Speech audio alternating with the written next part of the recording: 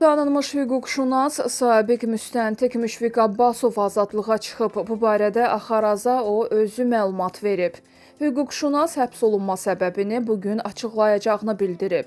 Qeyd edək ki, Müşfiq Abbasov fevralın 23-də 15 sutkalıq həbs cəzası almışdı. O qarın altından bənövşə axtarmağa gedərdik. Çay kənarında. Kim o bənövşəni tapıb anama bir dənəsini də gətirsə, günün qəhrəmanı olur. 8 mart anamın ən çox sevdiyi bayram idi. Bacı və qardaşlarım anamı sevindirmək üçün yarışa girirdik. Yaşadığımız rayonda bu vaxtlar qar olurdu. Onun altından bənövşə axtarırdıq ki, kim bir dənə də olsa tapıb anama gətirsə, günün qəhrəmanı olurdu. Bu sözləri aparıcı Xoşqədəm Hidayət qızı deyib. Mərhum anası Ofeliya xanımın məzarını ziyarət edən aparıcı kövrəlib.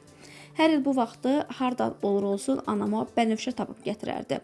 Bu il onsuz qeyd edirəm bu günü. Əgər ata-ananız sağdırsa, nəinki bayramları, bütün günləri onlarla keçirin. Çünki itirdikdən sonra insanın içində böyük bir dərd qalır ki, kaş onlara daha çox zaman ayırardım.